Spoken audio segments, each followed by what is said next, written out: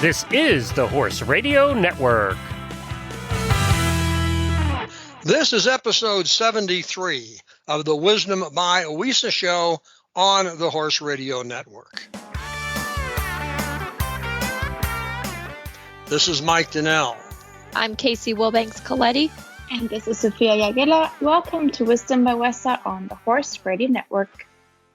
This podcast is brought to you by the Western and English Sales Association, WISA, which provides the world's largest trade events for retailers, manufacturers, and sales representatives of the equestrian industry. In this podcast, we feature exclusive interviews with noteworthy Western and English personalities, retailers, and exhibitors who you've always wanted to talk to. Don't miss out on all the news from manufacturers and retailers in the equine industry. The WISA August trade show has just wrapped up, and Sophia is here to share with us some of the highlights. So this was our first fall show at the DMC in Dallas, Texas, and also our first August trade show just in general. The fall shows were typically in September prior to this year and once in June. But it was a great success. Some of our exhibitors broke their trade show records and sold more than they even had before in January at one of our January trade shows. We also had fun during the opening night reception and the get-together offsite at Gilley's. And it just seemed like everyone was in good spirits and was looking forward to working again together. I've noticed that too, coming off of COVID, and not saying we are out of COVID by all means, but the freedom everybody seems to be enjoying so much. Nonetheless, what's coming up, Sophia? So members have already signed up to exhibit at the January 2022 WISA Trade Show with their permanent showrooms on the 14th floor or requested space for a temporary booth on the 11th floor. And buyers can sign up now to attend the January WISA Trade Show. And as mentioned, that will be our 100th anniversary. So for the first time in 100 years, we will mail a special early bird surprise to the first 100 retailers who sign up. So you really can't wait much longer. And remind them just one more time, where do retailers sign up? On WISATradeshow.com, they can sign in and register. Or if they are new, they can apply right on there as well to become a WISA buyer to then attend the WISA Trade Show. And the WISA Trade Shows, again, are free. And we even offer some perks, for example, parking vouchers, a free lunch, and a free coat check. To say that Toby Lewis has had a long and interesting life is an understatement. He was introduced to the retail business in high school when he got a job selling clothes at J.C. Penney's. Soon after that, he found himself working in a feedlot, caring for 26,000 head of cattle, but returned to retailing with a Western wear store in Montana, and then began his sales career and his WISA career. He joined WISA when it was still being held at the Albany Hotel and later moved to the Merchandise Mart. He served on the board for 25 years. He's now retired, and after retirement, he continues an active lifestyle into his 80s. He's a competitive bicycle racer. He's been skydiving, and he and his wife plan to celebrate their next anniversary by skydiving together. Tony's going to tell us about that. Hey, Toby, thanks so much for taking the time out of your very busy life to spend time with us on the Wisdom by WISA podcast.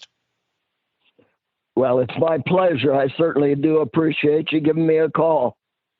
Well, as anybody can tell by just listening to your voice for a few minutes, you've got a lot of energy, a lot of enthusiasm, and you've done a lot in your life, including spending time with WISA.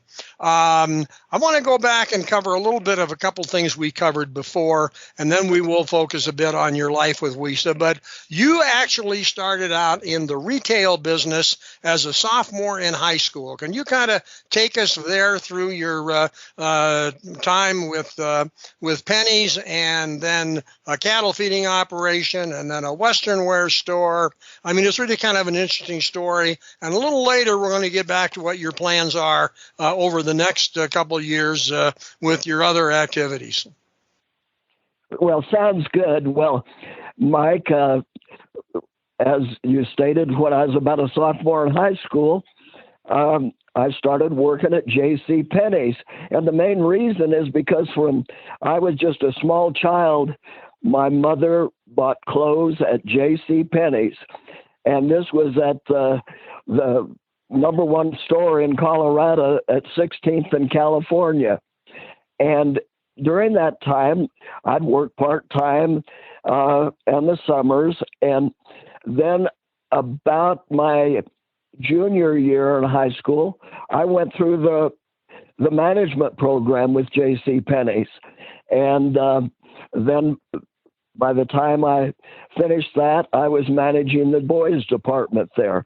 Well, then things I went to college and played a little baseball in college. And then way back when I was a kid, my uncle was a professional cowboy, and I used to kind of follow him around. And so I wanted to get back into rodeo. And a friend of my uncle's had a feedlot in Minotera, Nebraska. And I went there to work with him and my wife, and we just had our first child born. And this feedlot was 26,000 head of cattle. And I was in charge of the feeding operation there. And that amounted to about an 18-hour day. And after about a year, not quite a year, the cowboy boss, we kind of decided the hours were a little bit too much for us. And my wife had graduated from Colorado Women's College, and for her to be living on a feedlot with 26,000 head of cattle, that was quite an undertaking for her. So this John Carr, the cowboy boss, his brother-in-law had a Western store in Havre, Montana, Norman's Ranchwear. And his manager had just left, and I thought, golly, maybe we can do something with that. I called Jack. We went up there, and I became the manager of the Western store. And that's kind of our first step into the Western industry. Yeah, but somewhere in there you also rodeoed. Oh, yeah. Yeah, I was rodeoing. I was a calf roper. And to be real honest, I'm not very big. And I could rope with anybody and I could tie with anybody. But most of the time, the calves were much tougher than I was. And so my competitors were always pleased to see Toby show up because they knew his entry fees were going to go in their pocket and not mine. But well, in your defense, back then, they used to rope really, really large calves. Well, it was a great way. And then, as I was telling Mike, we had a daughter that we went down the rodeo trail with her, Little Britches in high school, and she won 29 trophy saddles over the years. And it was, pretty. It made me feel good because she was a much better hand than I was. But I was a pretty good coach. Well, it sounds like you probably were. So after all of this, then you found WISA, or WISA found you at the Albany Hotel. Chat now a little bit about your history with WISA. Well, what it amounts to, in about 1966, it was the Men's Apparel Club was the market at the Albany Hotel. And that was my first year going to that market.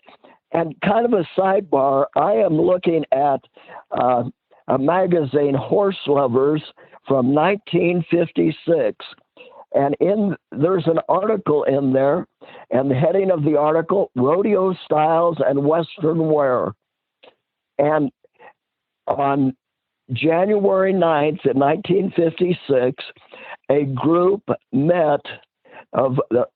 of Western retailers and manufacturers met at the Albany Hotel at that market, and the National Western Wear Council, whose sole purpose is to promote Western wearing apparel, was formed. And that was on January 9th. On January 10th, they met again, and the committee and the officers and directors were voted on. And Mrs. William Loeffler of the Denver Dry Goods Company of Denver, Colorado, was unanimously elected president of the National Western Wear. Mr. Jack Wild of Rockmount Manufacturing Company of Denver was vice president. The new secretary was Jerry Rosenthal of the Working Man's Store in San Jose, California. And Mr. Marvin Kahn of the Acme Boot Company was elected treasurer. And they were meeting and at the National Western Wear Council at the Albany Hotel, Denver, Colorado. And to become a member, the annual dues of $2 was voted upon by the members. And the last sentence in this article was, Western wear is the only true American mode of dress. And so I thought that was kind of interesting to see. That would have been kind of the start of the Western industry in the men's apparel club of the Denver market. And basically in, let's see, it would have been 67, I went on the road with American Hat Company and the Potts Longhorn Leather Company. And we drove down to Houston, Texas, and Dallas. But in Houston, I went down to visit with Bubba Silver, who owned the American Hat Company, and his father founded the company in 1915. And Bubba said, Toby, we'd love to have you. And I would be the first salesman in the Rocky Mountain area. But he said, Toby, you're going to starve to death. And, you know, he came close to telling me the truth right there. We came up with a new straw hat that you could crease without steam or anything. And that hat sold for $39 a dozen. And I opened up many accounts with a half a dozen order of straws for $19.50. Now, at 8% as a commission salesman, it doesn't make it too difficult to figure out my commission on that. And to think that I was so pleased with selling that half dozen straw hats that I knew the next time around it'd be a dozen. And that was kind of my first trip with the Western industry. So then when did you get involved in WISA, or the predecessor, the club, and then WISA and on in? Because I think you told me you were on the board for many, many years.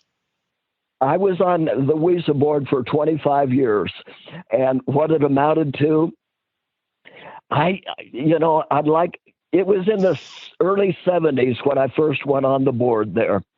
And at that time, I was traveling for the Tony Lama Boot Company. As a matter of fact, I had the first permanent room at the Merchandise Mart with Tony Lama.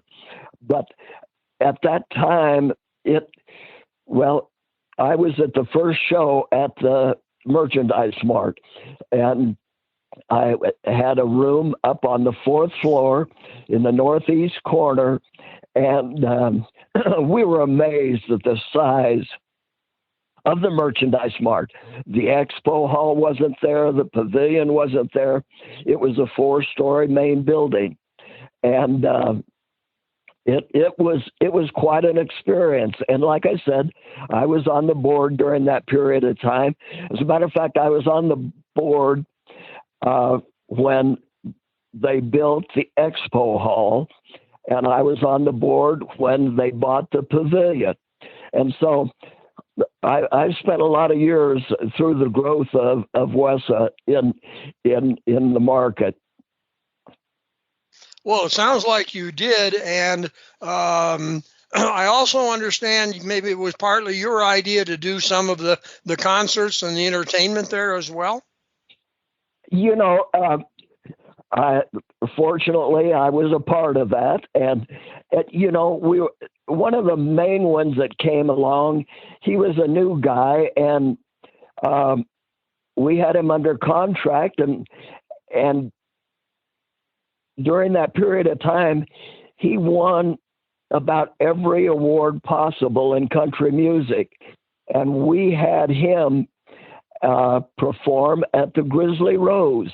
And let's see, what was his name? Oh, Garth Brooks. You might have heard of him. And my wife and I, we danced to the dance, looking up at Garth Brooks at about 5 feet from us. And, that we cherish the memories of that. But at the same time, we had Tracy Lawrence 2 times. We had Tracy Byrd. We had Clay Walker. We had Ricochet. We had many, many, country stars that performed for us at the market. Well, it sounds like you realized that a little entertainment and a little fun mixed well with business.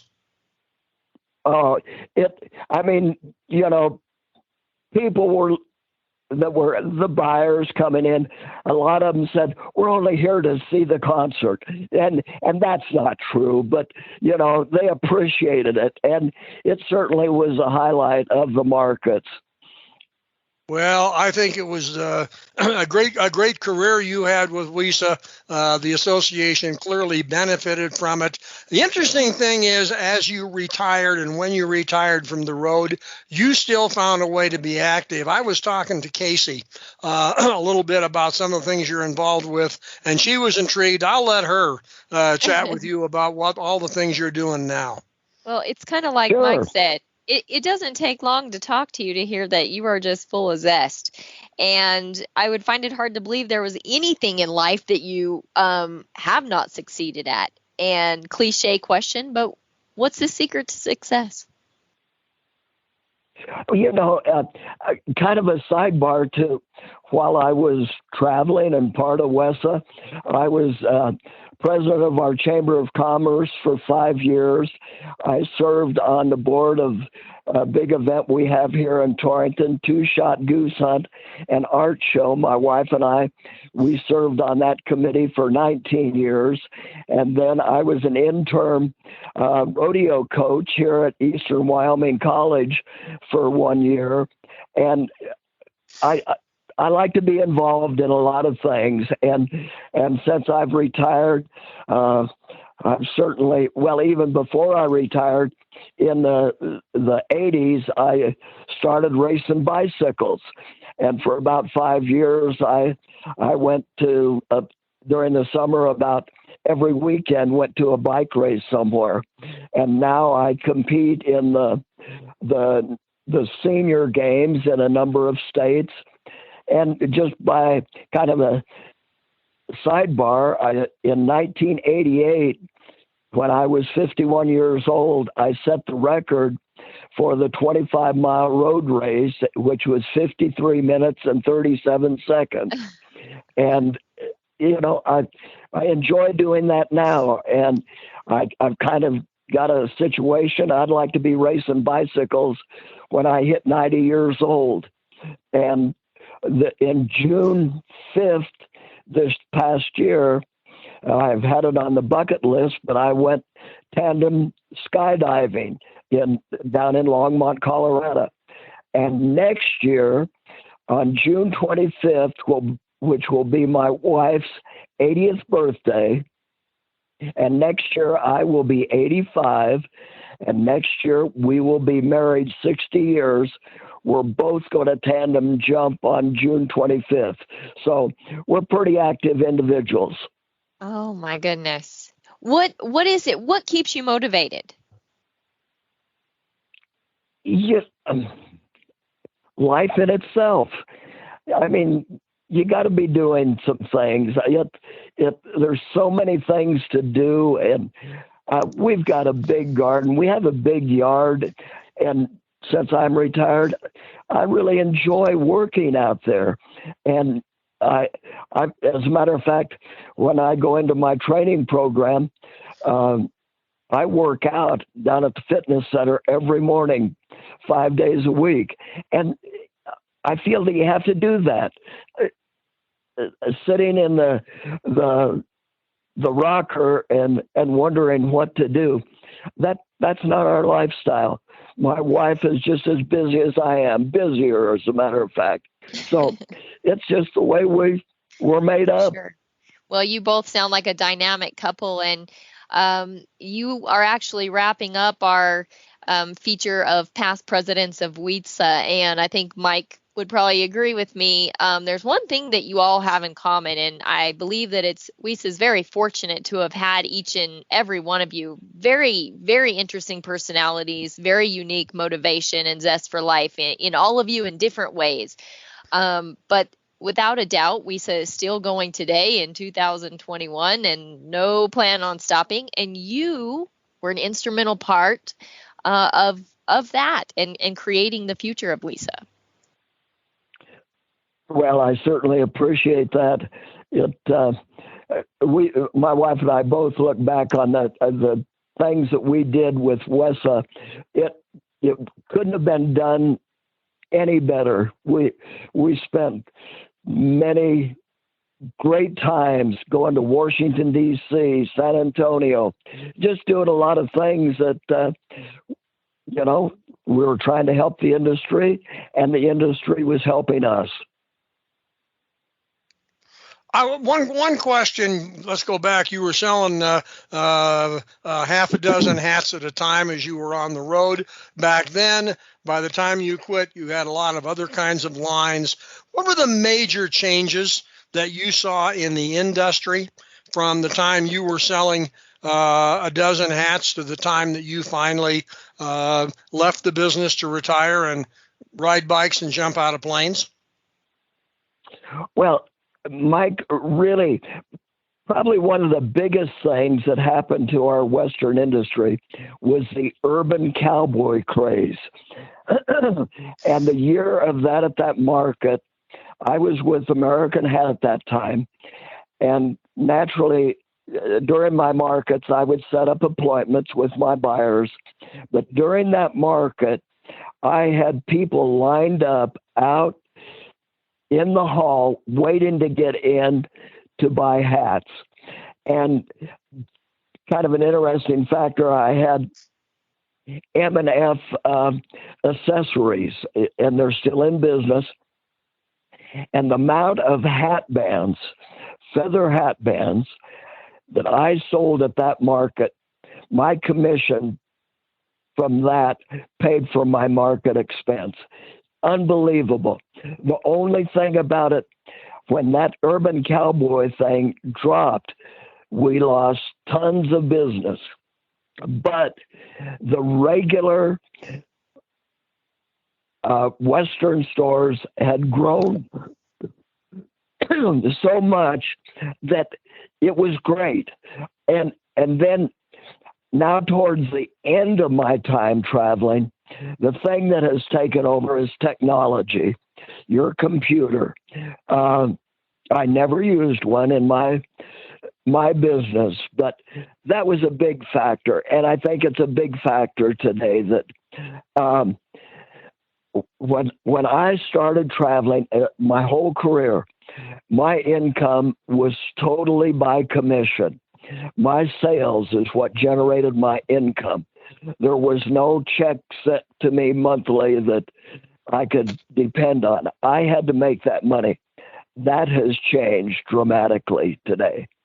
I don't think you could find a 25-year-old kid that'd go out and make a sale and make about 80 cents on a sale and continue traveling. But I lived on 15-cent McDonald's hamburgers for quite a while. And, those are some of the major changes, Mike. Well, and I think those are interesting to talk about. I hadn't heard, although we've talked, it sounds logical. I hadn't really heard the impact of that movie on the Western wear world before, but clearly it makes a lot of sense. Most people we talk to acknowledge the influx of technology in the way Sure. the business is done. But the Western wear styles and trends, the role of Western wear continues to be strong as part of, sometimes it's everybody's complete wardrobe, and sometimes it's a potential wardrobe in the closet when they want to pull it out. But either way it goes, it speaks well for the future of the industry. And we know the industry is in good hands, but it's been a lot of fun to talk to guys like you who got it to where it is. And it's really been fun talking to you about what you plan on doing in the next couple of years. I admire you riding bikes and jumping out of planes, and you'll probably find some other things to do if you put your mind to it. Well, we got to stay active. There's no way about it, other way about it, Mike. It's and that implies to you and everybody else that stay active and enjoy life. Well, listen, we appreciate you taking the time to join us on the Wisdom by WISA podcast, and we wish you and your wife a happy future and especially success in your plans to celebrate your birthdays and anniversaries coming out of that plane. Hey, thanks, Mike. I do appreciate you giving me a call, and we're able to visit about this. It's been fun. Thanks so much. The show notes and links from today's show can be found at wisdombywisa.com. And of course, we'd love to hear your feedback. There's a contact link on that website. The Wisdom by WISA show will be published on the 15th and 30th of every month. You can listen on most of your favorite podcast players, and you can also listen on the Horse Radio Network app on your iOS or Android phone. You just search Horse Radio Network in the App Store. It's free and it's super easy to use. Be sure to visit all the great shows on the Horse Radio Network at horseradionetwork.com. Thanks for listening to the Wisdom by WISA podcast. WISA, where the industry meets.